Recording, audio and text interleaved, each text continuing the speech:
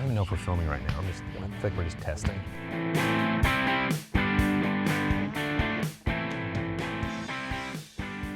Okay, we're here, right? We're live, sort of edited later, but I'm here, CARR Amplifiers, with the man himself.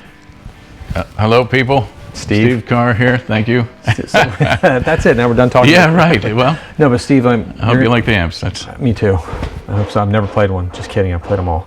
But you're gonna walk us through what you guys do here, the little magic that's made in Pittsboro, North Carolina, out of this awesome chicken coop. Well, it was a chicken hatchery, so it's even better. You know, little chickens. And when we moved here. Oh, Pat, you have a question? No, I was saying then it was. Oh yeah, there's some, and if you have a question, stop and ask. Oh, I will. Don't worry. There's some leftover neon. But yeah, the guys, when we moved in here, I don't know how much you want. You can cut all this out. I mean, no, it was like 99, wasn't it? 99. We just had one room that's now the wood shop, and guys were bending neon here. This was at one point they had 25 people making neon. They did Anheuser-Busch for the whole country, and here. Yeah, this was a big neon. What a disappointing shop. turn it is now to making handmade boutique amplifiers here for folks across the universe. But well, let's get into how you do this magic here and what you're doing, and just lead the way. You're the sensei. All right, and again, stop if you want more. But this room, we've got.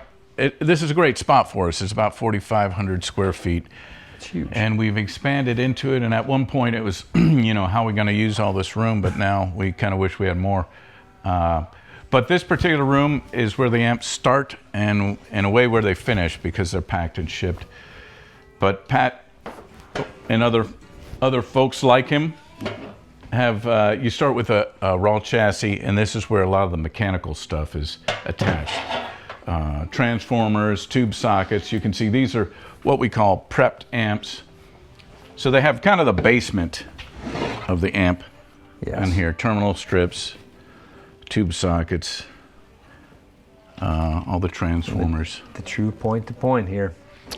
Yeah, and the transformers are made for us in Chicago. We try to use as much U.S.-made stuff as possible. The chassis are also from Chicago. I think Chicago was a big hub of manufacturing at the tube era. That was a big deal there. So a lot of the people who did that are still, they're making other things, but they still will make the classic stuff. Well, I know just from I'm sort of an amp. Sure, here you can touch it. It's all right. It's heavy, but I know, and I hate to shame you, but you use very expensive components for everything, and very old things when you can find it, like the NOS, and and you have quite a collection of things that most people can't get. It seems like it's things are changing all the time. Wow. When you say that, it reminds me of. When we see some, actually we can take a look at some finished ones to see this is the exciting part. What I'm talking about here. One thing I want to point out it's a little hard to see in here because we use a lot of glue just to stabilize all these parts. This isn't to hide anything, it's just for vibrations. So it's not the Dumbo treatment. Yeah, so if you got one of these, you can see what's going on. But we use a lot of carbon comp resistors, which up until 2 years ago, you could order and get, but no, they've gone obsolete. And luckily we've got, I don't know how many we've got. We've maybe close to 100,000 of the different parts of the carbon comp. So we're stocked up. Luckily we bought all those once we saw the writing on the wall, but it's, things do change, and then you can't get this classic part that was in all these, 50s, 60s Fenders, many other things. I mean, that's just crazy. Like, you just don't, normally when we open up an amp, it's circuit boards, and right. It's like, it's just neat to see it again. And it's like, I'm the amp fiend of casino guitars, and I just love seeing this.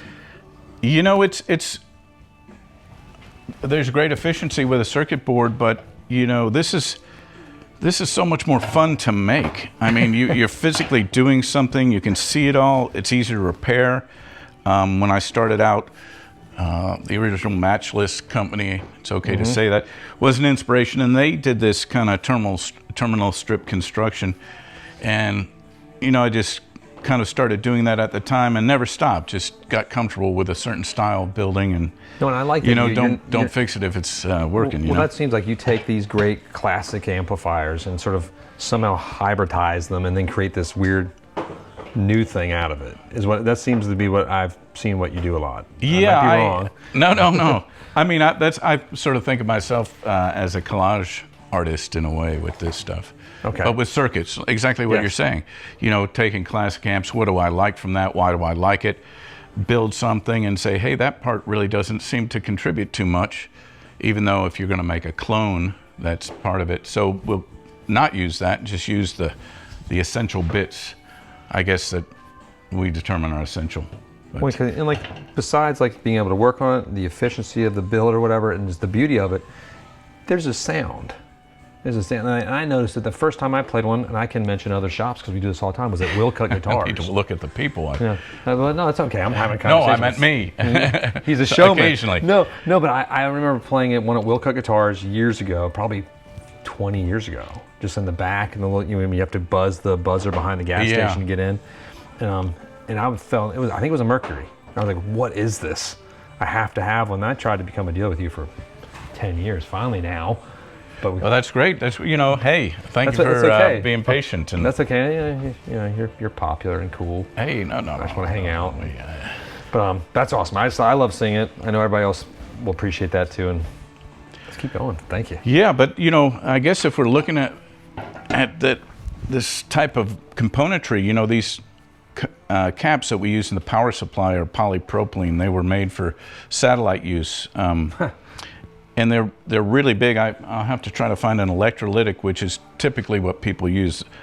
And they were okay, electrolytics. They're much smaller, they're much cheaper, but these have a really fast delivery of current, but they also sound very warm. So it's not an analytical kind of sound. It's just very dynamic and rich.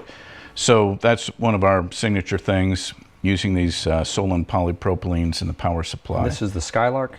This is a Skylark. Okay. Can you explain what the Skylark is? It's all these amps kind of have a story or a concept they start from, and the Skylark really started with an idea of the, in a way, something like a Princeton Reverb, but small Fender-style amps that were lower powered. Like a little Harvard? Yeah, I called it a Harvard, and you know what? It's interesting. We've gotten a lot of confusion about that because there's a Tweed Harvard that's the most popular, and I realize, I don't know if I should confess to the people, but I used to have, years ago I had a, sorry. That's all right. It's the vodka, don't mind us. I need it. Years ago I had this, it was a blackface but white knobbed Princeton non-reverb. Okay. And for some reason I had always thought to myself, this is a Harvard. I don't know why, but I was thinking of that amp actually. Your Harvard inspiration is a Princeton. Yeah, but later I did have a Tweed Harvard, which is a fantastic amp. But anyway, this can get some of that Tweed vibe if you crank up the mid-range. The Tweed amps had a more, primitive, early designed tones setup where they didn't scoop the mids like we're used to. In the black panel amps and Marshalls. I'm obsessed with those little low watt amps. I love Harvards, but getting a Harvard is a very tricky proposition nowadays. And they're super expensive. They're expensive. You don't know what the original parts are. You don't know if it's going to be a good one or a bad one. We have vintage amps come through the shop every day. Some are great. Some are just old.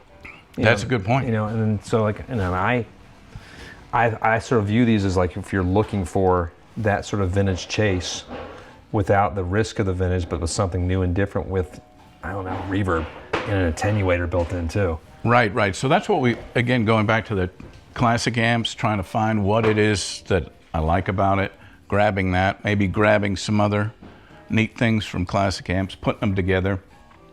And that sounds simple, but a lot of times it takes a lot of work to make them, work together inside the amp. You can't just splice these circuits. Often that it'll function, but it just doesn't sound good. No, so you have to really do a lot of massaging and to get it all to be happy. and great. And it takes a long time. Well, the guys know at the shop that I've been a CARR fan well before being a dealer of CARRs, just because I have two. I own a Super Bee and a Mercury that are both my apartment amps. All right. And so I alternate between which one. The Mercury's in the apartment right now. And I'll sort of switch between the two. The classic Mercury, yeah. There's a lot of those out there, and people love them. It makes me wonder if one day we should do a reissue of the 8-watter. But they're awesome. I don't know. Anyway. Okay, keep leading the way. Final thing I wanted to say about that Harvard that I had, it was a 57, really great sounding amp, but they've gotten so expensive. I was almost afraid to use it. Like, they have a great crank sound. I didn't want to crank it. What about the speaker? What about the transformers? Eventually I said, this collector needs this, not me. So That's sad. Yeah. Well, no, I mean, it worked out okay. You can get your own. Got to experience it, but, more in this room. This might be a 6-hour tour. Pat, we've got, so we got the prep. There's some transformer storage, like I said, of these US-made transformers. God, it's so heavy. Yeah, it's pretty heavy. Flying transformers there. What are those? Those are filter chokes, yeah. Oh, yeah. Yeah, these are the power transformers are heavy. These amps here are completely finished. They've been built, gone through test, which we'll see, and they're ready to go in the cabinets. Wow. And right now, we cycle through the week. Right now, we don't have finished cabinets out here, but the fellows will take the cabinets in this room and put in the speakers, shielding, reverb tanks, a lot of that prep, and then put the amp in, and then it's ready for final listening, which we'll see. I hear some final listening out there. What else? Anything else in here, Pat? What do you think? Geez, not really. Packing. We do packing. Yeah, we do the. I don't do the packing. That's important. Yeah. It has to go somewhere. A lot happens in here. We do the first step and the last step. This might be the most important room in a lot of ways. Of course it is. Well, all right. Yeah. And after that, we'll move on. Take it. And that's With it. that little antique. Yeah. Done. Carry on. Let's see which. Wherever you want to take us. Yeah. I love the old time card. And I don't know if other guys want to chime in. Okay, wow. So this room. You smell it. Yeah, this is the sweet smell of lead. I like it. Yeah, well. It's charming. It is. It's really good. We have high ceilings, lots of air volume. We've got exhaust fans when we get too much of a good thing. And but this room is the main electronics build room, also the electronics test and email and parts ordering, etc., and a lot of parts storage. You got the entire administration, HR, disciplinary section over there. This is trouble. We are a corporation, but but not publicly traded. It's a very special corporation. But yeah, we've got we've got a lot of great vendors that we've achieved over the years. When I started back, I really started messing with amps probably in '96, and had to learn where to get parts because it wasn't so easy back then. There were no Mojotones or anything like that. So that really served me because I learned where to get this from industrial vendors, and it's great to be able to deal directly with those folks and not have to go through some middlemen. No, we agree 100%. Yeah, so this is solid core wire. We use solid core. We use a little stranded in the filaments, but all your pieces here. My old Deluxe had solid cores, so we.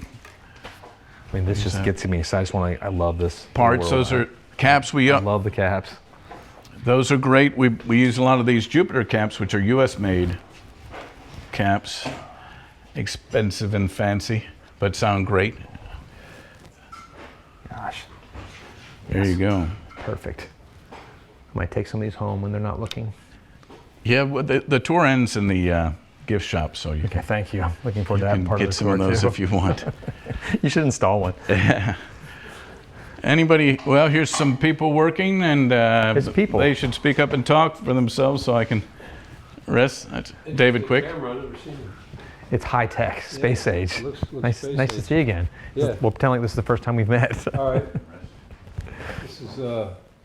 This is oh wow. what happens. This is the magic part. This is where it is. This is a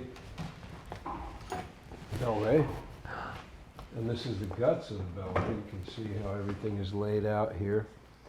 And Will, he checked, he did this one. You got access to everything in there. So what we do is we take, Pat preps a chassis in the other room, you probably saw that. Yes. I just take it off the shelf. Mikey usually puts in filaments and things, gets it about halfway there. And I just populate it with everything else that goes in it. And there are several guys that do this. Will does it, Mikey does it, Warren does it, I do it. There's, you know. You've been doing this for a bit now. It's like, do you have to even look at the charts? Or you just, is it all by memory at this point? A lot of it is, but you know, when you finish, you want to go back through it and check off everything, check your work, and still there are mistakes. What? No mistakes. So you use this one as your reference when you're building the next one. I love it. It is, yep. Yeah, you got all your tops the here. faceplates here, Faceplates are here, ready to go. Everything, you can just pull it out and we look and, you know, make sure that this doesn't have any blemishes somewhere on it. And if it does, we put it somewhere else and get credit Tossed. for it later. And this is where, when I finish with one, I'll put it up here, like that. And, although that's not finished. But,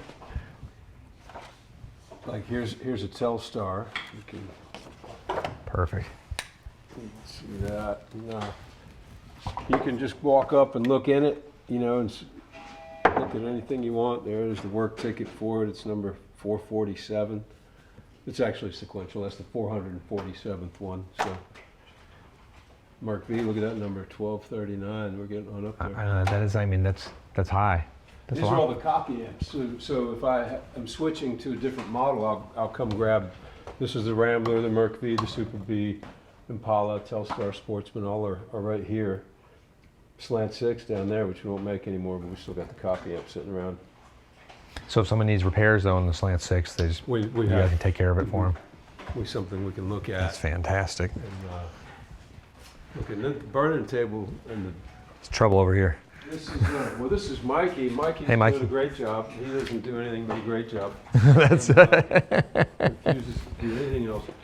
I refuse to be on camera. And this is, I wish Will was here because he's the one that mostly hangs out here and tests what I've done or what Mikey has done or what Warren has done and writes down all of our mistakes, which, you know, for example, he found a couple things to correct there.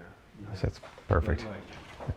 Not It's so like- much there. It's like real QC. So he's really looking at every little thing. You can see all the, there's often a janky tube or something, you know, so you pull that out and put another one in. You just run these just to keep them going. hot, just to see if they. Well, you run them for 24 hours to make sure they don't manifest the devil or anything Yes. like that.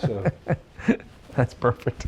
We've seen that happen. yeah, it'll happen. We've seen that happen. Like, it seems Power good. Flame shooting out of the top. Like it happens. We call those magnet explosions. I would just explain the burn-in process. And then once they've been on for 24 hours, Warren, who you met down the hall, he listens to everything, so he'll take them off burn-in, and then the next stop is right back in there when they get. And put he does together. pretty much all the same tests, so it's gotten this same barrage of scrutiny That's awesome. by two different people. Because I had a great boutique maker come into the casino guitars once, and he brought an amp to demo to us, and it caught on fire. Oh wow! And I was like, "Man, I'm sorry, this is a bad day for you." He's like, "Yeah, I'm very embarrassed." Don't be embarrassed. It happens. I wish I would have had this on camera though. It was really cool. Yeah. It's really cool. That was a perfect handoff. See how he did that? Oh yeah, that was really good. That was I like hope really you got smooth. that. That was like really smooth, coordinated well. Oh yeah. Lead the way, Steve. I'm trying to think if there's anything else I need to. Oh, I Sarah. was going to show you Yeah, why not? Thank my you. Wife Sarah, here she is, and because that's where it sort of. The true I boss. guess where it sort of really starts is this is my handy dandy like nursing hospital help cart, and I pick all the parts. I pick all the parts. So you know, if I'm building a bell right, so these guys can have it as fast as possible. So it's just ready to go. I'll just have all my little things go over here. Pick, you know, we've got all of our carbon comps, carbon films, electrolytics going over here. You know, Steve already showed you the Jupiters and those things. And then over here, we've got the Solon caps, which are fairly unique to what we do. These French caps are here. So I'll just build a bucket, you know, and give it to the guys, and they're all stacked up over there, and you'll see what's going on. It's like the best gift bucket ever. Well, I don't know about that. It was so much fun because it makes a fun thing I at the wish I knew end. what was going into them, but I often don't. So you don't need to. It's this just a part. But also the tube, what we do with the tubes is kind of fun. They built this sort of tube burn-in. Oh, right on. Tube burn-in station, so we'll burn in the 6v6s there for about 24 hours, and same with the AT and AX7s. And then I'll test the 6v6s here to make sure. No, I feel like other people say they do this, but I have not seen it, so I don't think they do. Oh. You know, because you often get a lot of amps that will just the tubes are faulty. Right. You know, right out of the man. You know, there's usually quick built overseas tube amps, and it's a tube issue, and that's such a bummer when you first open your toy. You're ready to play it, then it's just one tube shot, you're out of luck. Right, yeah. So we actually do, and then I'll test them there with my multimeter and make sure that they're kind of matched up as close. And I think Will puts them in the amps, and he'll make sure that they're as matched as closely as possible. Yes. But you also might want to see Steve's test bench, because that's kind of a fun. Of course. A fun thing. Well, prototype area, yeah. Prototype, I guess. Sorry, I'll hand it over to you, Steve, for that. This is fun. It's like a news story. Yeah, this is. Well, maybe it's. I'm gonna get out of your way, Steve. As you take the lead. inspiring as it is embarrassing, but. It's like my love. You know, when I first started, thanks. Yeah, even though you live in that upstairs area. I don't talk about him. She's embarrassed of me. When I first started, I built stuff in a room in our house, and then later I rented this barn in the woods. That was our first shop, and that didn't have running water or heat or AC, but it did have power. Anyway, this actual table was in that barn. I love it how you're propped up with the different cuts of this building. And the you know, the Slant 6V, the first amp, and the Rambler were developed on this table back in the barn. So when we moved down to Pittsboro, I kept the table, bought it from the lady who owned the barn, and so this is, anyway, that's kind of neat. But there are little bits of almost every amp we've developed sitting here. Right there? What is this? It's I can't you know. I'll tell you what the thing is. You know, when you start with an idea, right? Oh, this might be neat, and you got to build it, try it.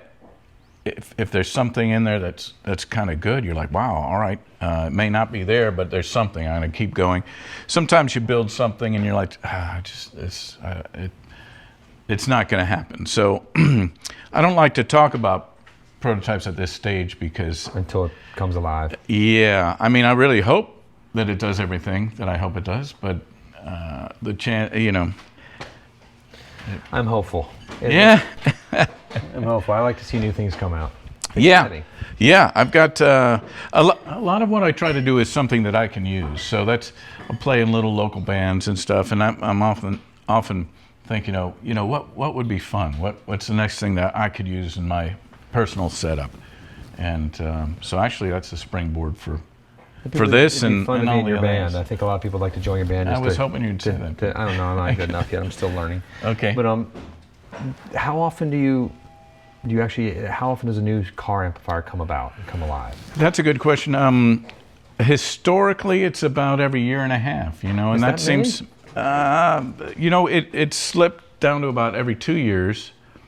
But yeah, year to 2 years is a good length of time because you get something out, people buy it, people enjoy it, and then, you know, you need to have something new to get back in the review cycle with magazines, and also to keep, you know, us excited. Right. You know, it gives it time just to sit in the market and become played, and then it becomes part of your world. Right. Hopefully they become perennials, like a lot of our amps. You know, just see Ramblers out there like floating around from. I remember seeing a Rambler at a Pittsboro auction, not Pittsboro, in Hillsboro. Okay. And then I was like, I tried to get it, it was too expensive, but oh, that's funny. Littles, that's what it was. Yeah. Wow. Yeah. Wow. That's cool. But yeah, this is my favorite part. So if I'm able to be over here, that's the fun part. That's a good part of the day for me. Not necessarily doing builds or something. But no, this is exciting. But some people love builds. Builds are good. Let's see. Builds are not what I want to do ever. I love every part of it. But Dave was talking. Well, maybe we'll go back to the test bench for a second. You know, I mentioned everything here is sort of just what we need. We don't have more elaborate setup. And our test bench is very simple: signal generator, oscilloscope, you know, some load boxes, and you know, a variac, and that's a meter. That's about all we use. But everything is tested. And when Will or whoever does tests, we've had different folks over the years, they're playing through it too. You know, he's checking all the voltages, all the solder joints, all the components, checking it on the scope, hitting it, beating on it with signal in it to see does the signal deflect? Is there some kind of solder joint somewhere that I missed? And then playing guitar through it, saying, yeah, this sounds right. And then it comes up here, and then, as Dave mentioned, God you know, forbid Warren, something goes out in the world and there's an issue with it. I assume it comes back here pretty quickly, and you guys get it sorted back. Yeah, we want any problems to happen here, you know, and we take it personally, and it's, you know, I like we hate to when take it there's trouble. personally. That's good. Yeah, but luckily it's not that often. And as you mentioned with tubes, you know, tubes can have a problem at any time. It's you know, they are what they are. You gotta love them, but we try to have any issues happen here, and we're very responsive if there's any kind of problem. Fantastic. That's what I've heard. That's sort of been a cornerstone goal from the beginning. I think that's the way. Yeah, yeah. Even sometimes I won't go see somebody play who's playing one of our amps because I might get too nervous that something could happen. It doesn't happen, but I'm just like, well, man. Cool. All right. Pictures galore. Ooh. What else? You would ask about speakers. There's right now. I'm sorry, guys. We should have cleaned more. We got a lot of cardboard sitting here, but there's a box from Celestion. There's a box from Eminence and one from Fane, who is a newer vendor for us. Oh, and all great speakers. We tend to find certain speakers we think do a great job sort of all around in a certain area, and we stick with those mostly because we're, you know, what we run is repeatability, consistency, and also when we test, if we're using different speakers all the time, it's a whole different thing. We don't know what's going on. You know, a speaker really changes stuff. So anyway, that's kind of what we do. We stick with certain favorites, and then, you know, if you get an amp and you want to change it, you can do that. It's nice. As you know. I've had some boutique amps when like somebody bought one a month later and it's like it was a different speaker setup. I'm like, wait, how come you? I'm like, why is that? And it's like, well, he decided to change. Like, darn it, that speaker sounds better than mine. You know, so I like that you guys have that. Yeah, like, we try. I mean, we do consistent. listen to everything, and it's, I guess, ultimately, and we're very lucky, people have liked our taste, and that's why people enjoy the amps. So thanks for the trust in that. There we go. Let's see, this room's a lot of storage. There's a big air compressor in that. Boxes, as you can see, packing material, lumber.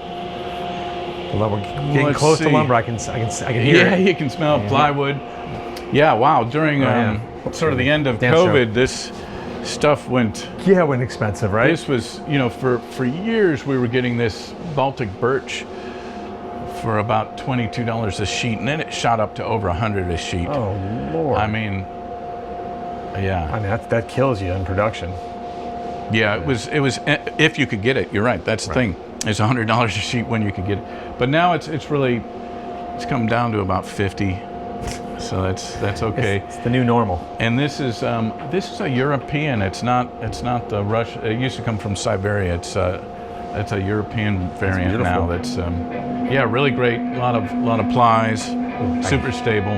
And then the classic pine we get actually from around. It's not far. It's from around Ashboro area. Okay, perfect. That was beautiful. That's music to my ears in there, I think. Oh yeah, that's Warren. Maybe we should. He's doing it. Let's hear what's happening. Yeah, let's. This is the. Let's see here what he's. Hey Warren. Perfect timing, Warren. Yeah. Let y'all just go in. I'm just showing this area. I don't know if you can. Oh, you got the good heater. Yeah, this is the final listening room primarily. Warren also, you know, in COVID, we separated a bit, and Warren started to build amps in here. There's Warren. And Warren also talks to folks on the phone about their amps and emails. So he builds in here now. The face behind the phone voice. That's right. There. This is Warren's Warren. But primarily he does final listening. So, the amp's been played through on the test bench twice by now, but this is the first time it's in the cabinet and it's vibrating with the speaker. So he's checking, one, that everything works right, sounds right, but also if there's any cabinet rattles or issues from that vibration. Perfect. Awesome. Thank you. Yes. I apologize for interrupting.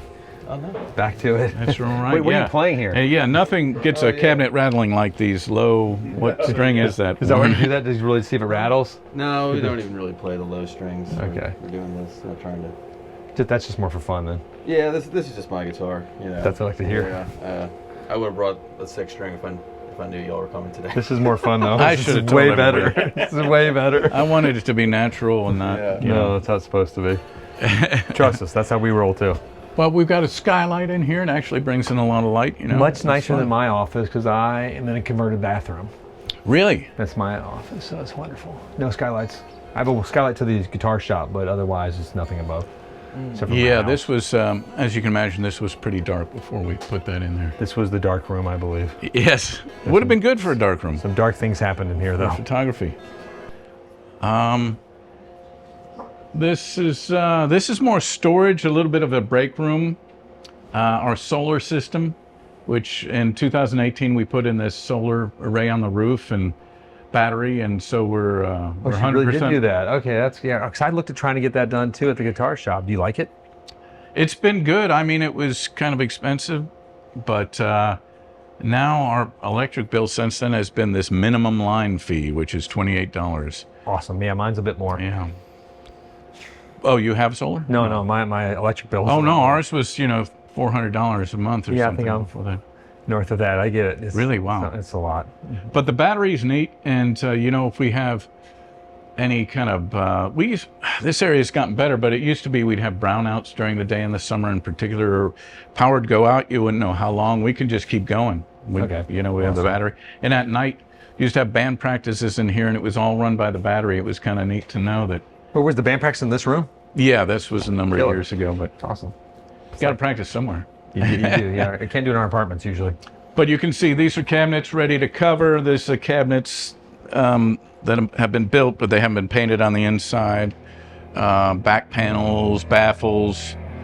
Warren, yes. That's what I hear. I want those low strings. yeah, he's doing it. What else happens in here? It's a great room. The most important stuff. There's a microwave, refrigerator, solar power, jam room. That's it. Yeah, that's right. The That's jam right. room. And Finger then cutting room. we can go into the wood shop. All right, John. John's working. I should have been introducing everybody. We're back. This is the main kind of wood shop cutting area. There's John. He works here full time, and he builds the vast majority of the boxes. And we have a couple part-time guys who are in here at different points in the week. And again, a very purpose-built. See, he doesn't slow down, but just some routers, table saw, drills. Just what we need to make these I love these it. cabinets. This is one of my favorite parts. I just love seeing the wood come together.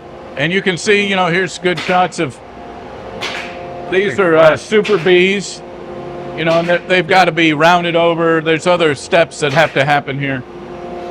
But that's the raw box. Love the joints here. Yeah, there's some Murphys over there. Kind of do different cycles. These are the pine cabinets. Some of the other new ones we've been making out of ply. Initially, we were doing that for more of a 60s practice amp, thin wall look aesthetically. And the ply cabs have worked really well. So, the new Super B has one. It's kind of nice because they're light, at least the way we're making them with a 1/2 inch. So when you build the cabinets, do you build them in batches or do you build them to order? Well, all the amps are built to order, but we do the cabinets in batches, as you can imagine. It works better to set up and cut a whole bunch of boards to make these and do those steps. But that's where that middle room we were in, we'll tend to make groups, and then we pull from the middle room as we need them. I'm curious, like, what is the top selling car that you're getting the most requests for right now?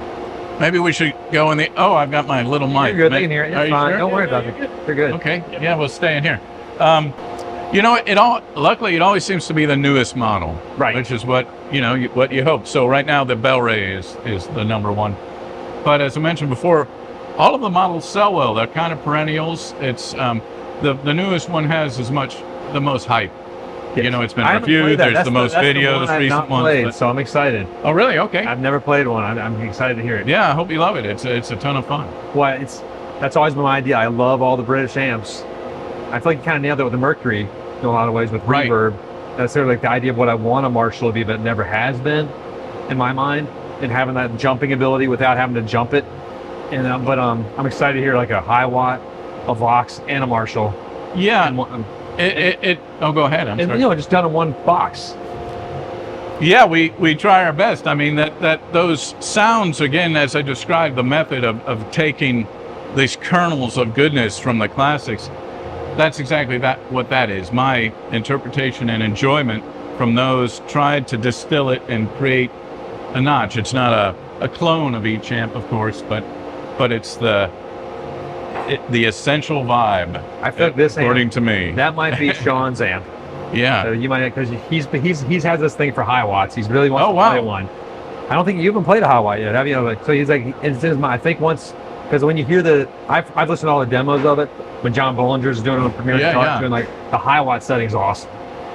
That was a real surprise. I mean, not that high watts are great, but just that setting is so pleasing and works so well as an alternative to the other two, because it has this totally different mid-range vibe to it. And the Vox is a Vox, and then the Marshall has that push and drive and crunch, and then the high watts, it's open. It is. It's very open sounding. It's really dynamic, and as I say, that mid-X, you can set it, when you set the mid low, it's almost an incredible amp for atmospheric kind of guitar. Okay. With a lot of delay, it's there's something about it that just lends itself to this shimmery billow. And then if you bring the mids up and push it, it has a unique grind that's really, it cuts through. Well, that's my thing, is it does all that. It sounds amazing, but it's also lightweight, and it's also club worthy. You can play it without miking it, but you can also play it in your house or apartment. I like what you're saying. Yeah. Well, that's because that's why I have kids. Yeah. And I live in an apartment still. I can't put up a Marshall or Stack or something in there. Marshall Stack does look great, so we can agree on that. But continue. Jamming it. But the truth of the matter, I don't know if the people at large have the same experience I do playing out. You can barely turn up at all, almost anywhere. Maybe if you are a pro and you're playing a big stage, but even moderate-sized clubs, you have to control it. I've been asked to turn down with the, or maybe it's my playing, but with the Super B, it's a 10-watt amp, and you turn up some that sound guys like just a little bit lower, because they're trying to create a mix with the mains, not the stage. I forgot the Super B is a 10-watt amp. The Super B is, yeah. Really? Uh-huh. That's why I couldn't compete with Johnny's Mag. I was competing with an M80. Okay. With the Super B, and I was like, why is this not working? I'm frustrated. Well, if it was mic'd, somewhere, but we weren't mic'd really. We were free balling it there, and okay. But he got just jamming. He beat me. Well, got me on that. How many watts is the M80? 40, 45. Okay, yeah, no wonder. There was a Marshall ad in the 80s, I remember, that I liked. That it was the back page of Guitar Player maybe, and it was a hand grenade, and it said, "Just because it's loud doesn't mean you want to listen to it." I thought that was a great. Anyway, that's our motto. I like things average. But no. But in truth, we do maybe I shouldn't go on about my experience, but we do a lot of these, small bars, outdoor things. It's really, you don't need much power. You really do not need much power. It's neat to find where this car fit into the player's world. Is like, and I would think another market, which I don't know if it's there, is in churches. Churches, because they have to really control their volume. Their on-stage volume's next to nothing. Once you have attenuation built in, you get a mic it, put it in the room. That's true. Sign it up. But yeah, I think you'll be surprised, you guys, when you try the Bel-Ray. It's incredibly loud. I'm very excited. 16 watts. The impression of volume, to the ear, Reading the watts, I don't know The if mercury's that really loud. Your mercury means much to the ear and the head. Yeah, No, that's a loud amp. Like when it really is. I have to attenuate it. I put the attenuator on in my apartment, but leave it full, just so I don't destroy my. And I'll play pretty loud. Everyone knows I'm loud with the kids. All right, let's move on. Thank you. We're back. And this time with this is cameras. Brian. Brian does the majority of the covering. Thanks, brother. I wonder if Philip. This is what he makes them beautiful. Try He's wearing Derek's favorite band shirt. So we're Kiss fans here, you know, so we like that. We like every poster's been like awesome. There's some funny ones out there. You got some great ones there. The Vanilla Ice is maybe the best. Yeah, that's right. What are you building here? This is a Telstar. Oh, cool. With the gator. Yes. Is that black or brown gator? I can't tell. Black. Okay. That's gorgeous. About how long does it take to cover? Like that? Brian's the one to ask. Usually around an hour. Okay. That's But I a mean, good bit of there's lots time. kind of steps to that. Well, I as see far the as, ins like, and cutting outs the going paper. in. Mhm. It's not just a quick wrap on the outside. You're going around all the insets as And well. then with the like gator and some of the exotics, like just lining that up and stuff like that. Like it's not, there's a bit more to it than Yes. covered with the standard colors. No, that looks great. I want that one. Can you set that aside? But is that faster or easier than when you have to do the two-tone like this? You know. It usually takes longer for the exotic ones. Oh, the gators, the tweed, you know. And then what are you about to do something the folks at home want to know? Gluing the seams here, so you can see kind of on this side. I haven't glued them up yet, and you can see the seams. Right. So we'll glue that, so that just kind of disappears, and then it doesn't open up over time if you don't kind of glue those seams over time. No, I've definitely seen that on amps a lot. Yeah. When it pop, I can't remember which one. I have a few of my own that are doing that. I don't remember what. There's some amount that is almost unavoidable of that. But so Brian first uses a contact cement to put the covering on the box, and now coming back with crazy glue to get those fine, sealing the little tiny seams. And then you can see on this one, like different boxes have different seams. This one's got down at the bottom and stuff like that. Oh yeah. I mean, it's kind of like nice to know how long it takes, because that's a long time. Well, that's a lot of work. That's just the covering part. And then there's an hour of the gluing, an hour of that. Like it definitely there's. No, there's it's a lot of time just to put a cabinet together, which I think I don't think people know that. Right. And then they just say, oh, you got it. Just to have it, like, have the gator lineup how you did. That is, it'd be a shame to lose all that. That's such a pretty cut. And then once it comes out of the wood shop, we'll do like the final sanding in here, getting everything ready, make sure there's no cracks or any kind of imperfections on that wood, which takes a little bit of time. And then we'll go back, glue the box up, glue the Tolex, put those together. I like that you make things beautiful. That makes me happy. You're the beautician of car amplification. That makes me smile. maybe Brian, you could show a handle too, because they asked if there was a leather room earlier, and indeed there is. Is this called the leather room? Well, actually, Brian has that at his house, but he's making the handles for us. Oh, right on. Handles. Yeah. So that's a water buffalo handle. Wow, yeah, and that's this gorgeous. Tego leather. And then I'm starting to do guitar straps and stuff like that. But There you this is for here. Well, talk to us, man. We'll get some of your guitar straps. Brian can only And make then these handles are for the- CARR Amps, the by the way, standard so you know. ones. And then you can add this, like with this seafoam in white. They have this, and then there's a white head up there. This is Oh, an extended nice. cab. So This is the cab? Mm-hmm. Okay. Yeah. Right on. Yeah, there's a fellow in Canada who ordered. It's going to be really dramatic looking. We'll see. We can see the head when we. Was the head already Go. done? Yeah, it's in I that saw front one room. sitting out on the floor. Okay, I was And wondering what this that was one for. also, too, we just need to get the nameplate on it and then throw the back panel. But what was the head? I think it's a bell ray. Okay, So this is kind of a deeper Super B cabinet. Okay, that's a Super B without cut. a That's why I cutout was for the confused. Okay. for the controls, which will be an extension cabinet. We make kind of a I don't know if we've got one around, like a sportsman style extension cab. That's I don't know if there is the standard one, but we can make versions of the combos. It's a little bit more though, because it's more involved. Yeah. For an extension cabinet, that is. No, but I mean, it's like the fact that you can customize whatever coverings you want, and You guys can do pretty much anything on that. We can Yeah. get yeah. a little crazy, get a little horrible every once in a while. We're starting, and actually we've been looking at getting a handful of other interesting grow cloths that we might, Far out. not the standard oxblood or something, just more. I've got an example I can show you in the other room when we get there. That's sign me up. I like weird stuff. Right, and here's Brian. I don't know if you want to talk about what's your methods the boss. in here. Here we go. So this is the Tolex room, which I'm doing corners today. This is some of the back panels. I'll get out of the way. Wow. But I mean, you can see there's several different choices here. Got some more Tolex kind of leaning over there. And then so when it comes in here, I'll prep the box, get all the finishing sanding, make sure everything's perfect to glue up. Glue the box up, glue the Tolex. It needs to rest for a little while. Yeah. Takes, a bit of time. But each back panel, each cabinet definitely has something different, all on their own design-wise. So. Again, I think it's just awesome to see how much actually goes into wrapping And the here's box. some bare cabinets that nuts. haven't been done yet. Ooh, So I already have the packages cut for that's those. pretty.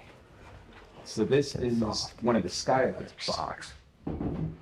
So that before I glue it up, I'll do all the finishing, sanding, It's almost a shame to lose that wood too. It's so pretty. and then kind of cut out the piping grooves there for the piping to wrap it Oh up. wow.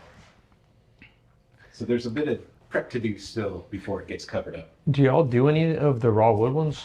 It comes out, or are they all covered?